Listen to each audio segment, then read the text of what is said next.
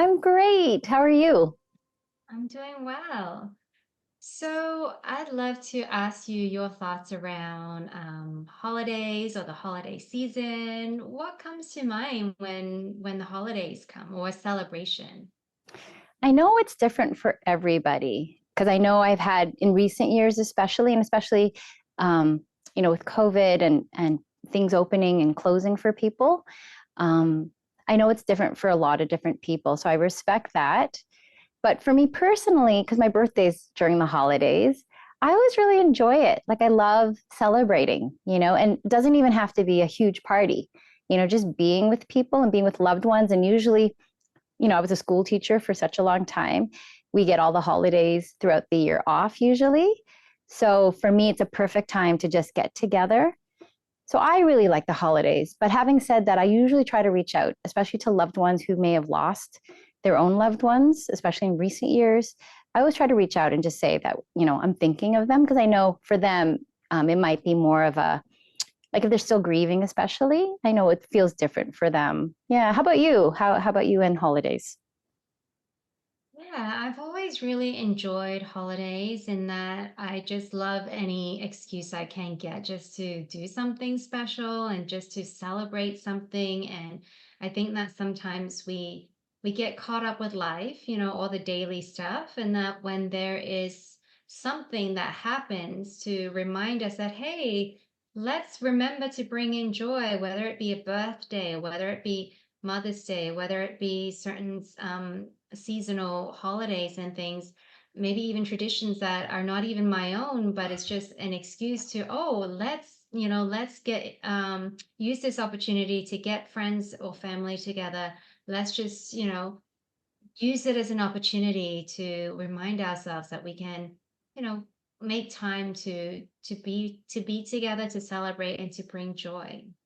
And so holidays for me, I love holidays, but recently I've, just become more conscious and aware that there are a lot of people who don't feel joy, don't feel excitement. And in fact, the holidays might bring up certain, like you say, grief, and just might reinforce the feeling of loneliness or other perceived sort of negative emotions that come up for them.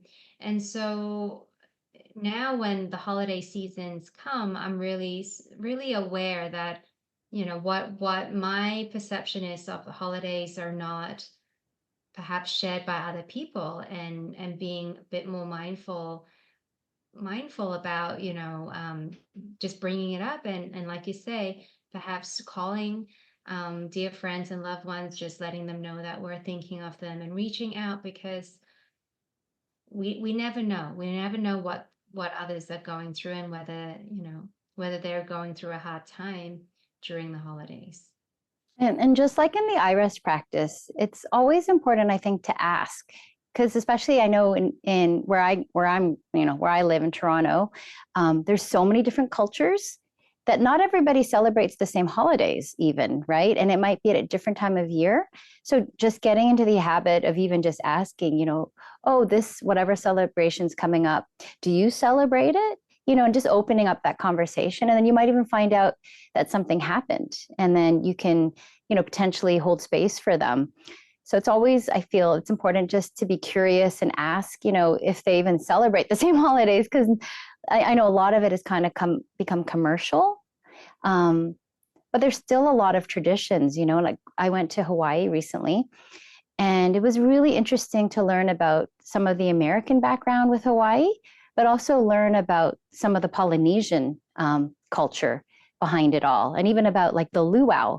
That was a significant celebration for them because originally the male and female parts of their, I don't know if they call it a tribe, but like their group would eat separately. And my understanding was, the last prince, he really loved his moms and the women in his life, and they encouraged him to, bring it back together. And the luau was a way of bringing both sides together, which is really beautiful to hear because, otherwise people would just think it's a dinner, just all about the food, but it was deeper than that. So I think it's always important to kind of um, be curious about people's, individual or familial sort of traditions and holidays. And then, maybe their culture, their social ones or religious. And you can learn a lot about somebody.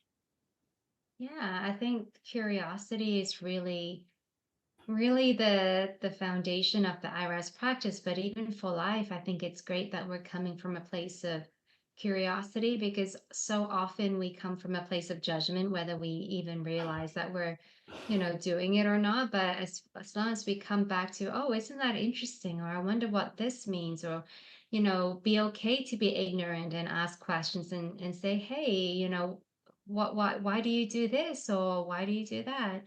How do you celebrate, or why you celebrate, or why don't you celebrate? Just coming from a place of curiosity, I think that most people are actually quite happy that we take the interest, and for them to educate us, and to learn and share their culture, right?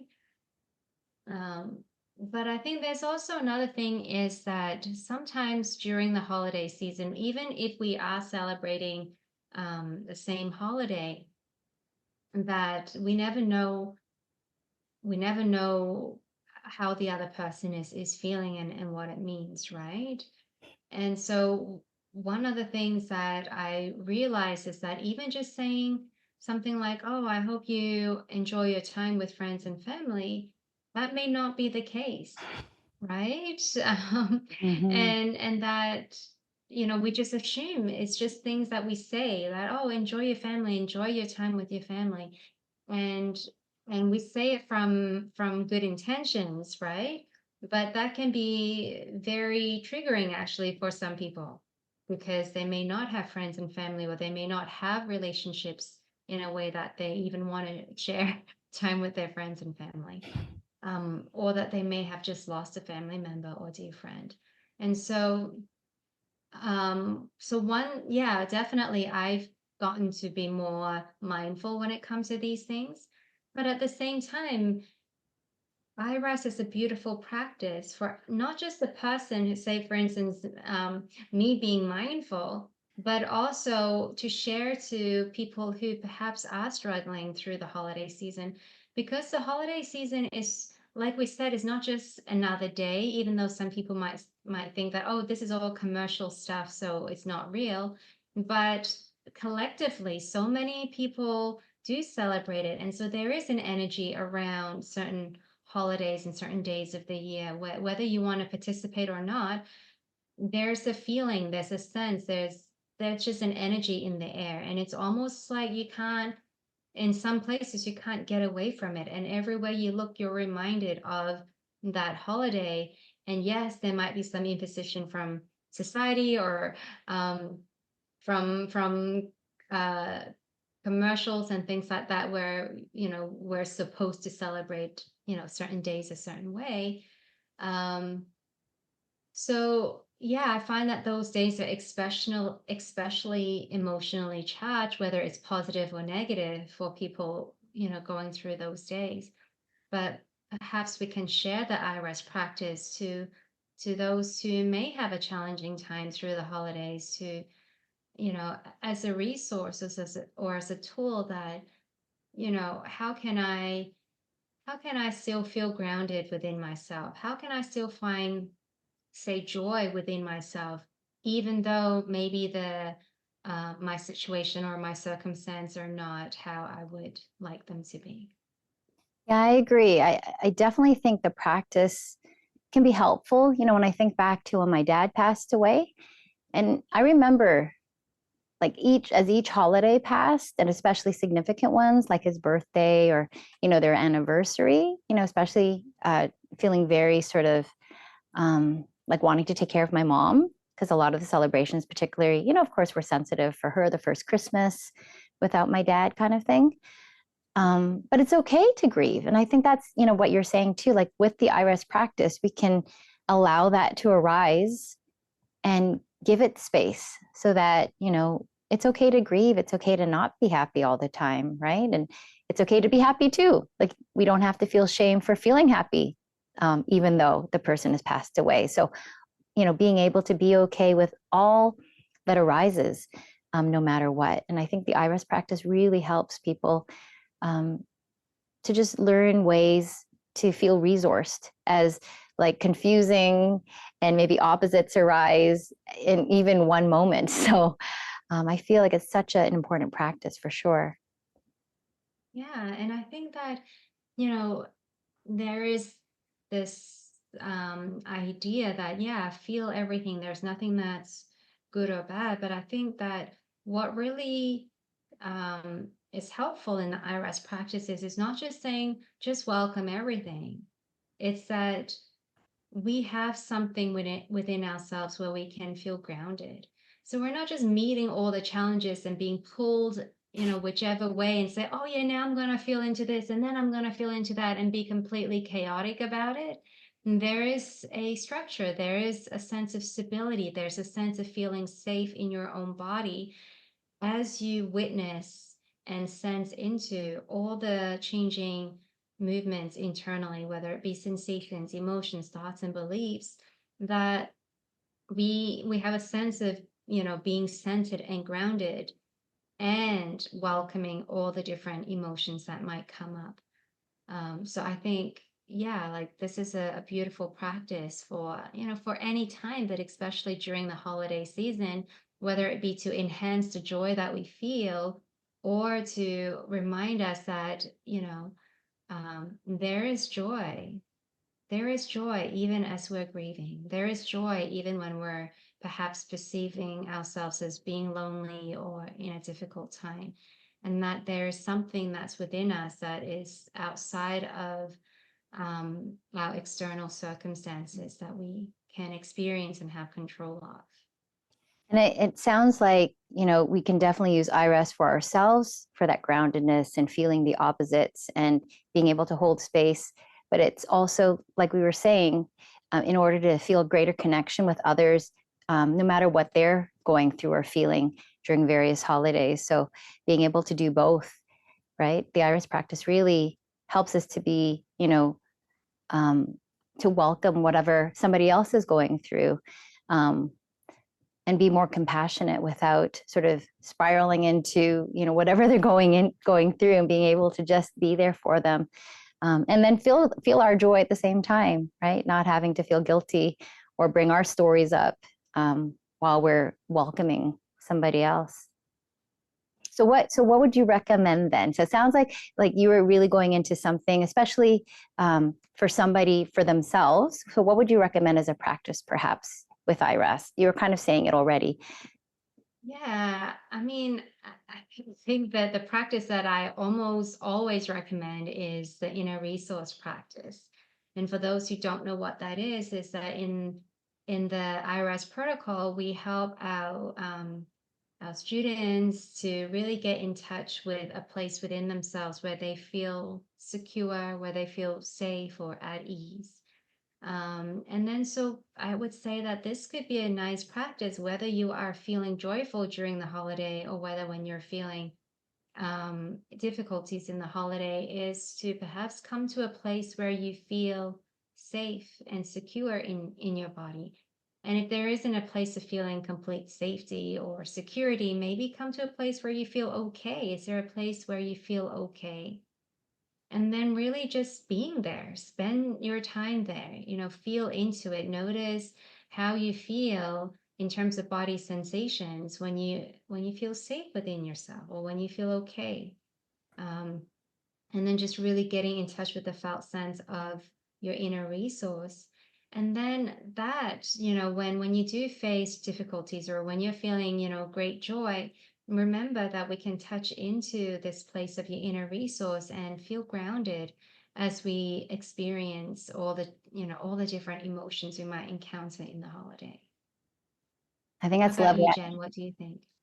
I might just add to that, because I think the inner resource definitely is such a beautiful practice, especially even for someone who's kind of starting out with meditation and maybe yoga nidra, iRest specifically. But I know for me, what helped as well, which might help some others, is I would have this specific stone, and I can't remember which one it was, but supposedly the energy would bring sort of like ease and de-stressing. So even just having it, I would have it in my purse. And especially when I moved back, just kind of getting used to being um, just around a lot of family that I wasn't used to being around, I would always make sure that that was in my purse and maybe even just touch it, so that living sort of symbol of the inner resource. Um, just like we use our senses in the inner resource practice with an imagery, maybe having something tangible, especially if you're maybe new to it, or you might be struggling with reminding yourself that it's there. Because I know my friend, she would pin. I sent her one of the beads, and she pinned it in one of her shirts. And actually, one of her nieces asked to have it because she was feeling a little bit nervous. I think they were going hiking, and so she could just feel it like that, on her arm, and that kind of made her feel more settled. So yeah, just the recommendation of maybe you need something tangible to remind you, especially initially. But coming to the inner resource, such a powerful practice.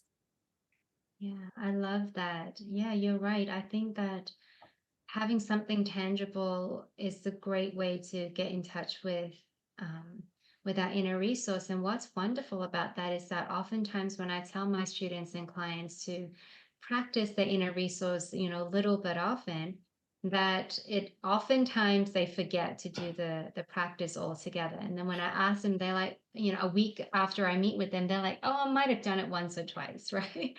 And the inner resource is actually really, really helpful if we can do it frequently because the practice builds upon itself. And so it's not just about, oh, I can get to a place of safety and then that's the end of the practice. It's really building that practice where you're strengthening that felt sense of safety within. And so consistency and frequency is really important. And having something tangible, like you said, maybe it's a bracelet or maybe it's a pin, something that you might forget during the day, but when you look down and you're reminded by that object, I think that's a wonderful way to act as a reminder and as a doorway to the inner resource. So thanks for bringing that up. Yeah. So let us know. So as you practice the inner resource, perhaps let us know how that works for you and how it maybe helps with the holidays and holding space for other loved ones as they meet the holidays or celebrations throughout the year as well. Thanks so much, Dora. Thanks, Jen. Take care.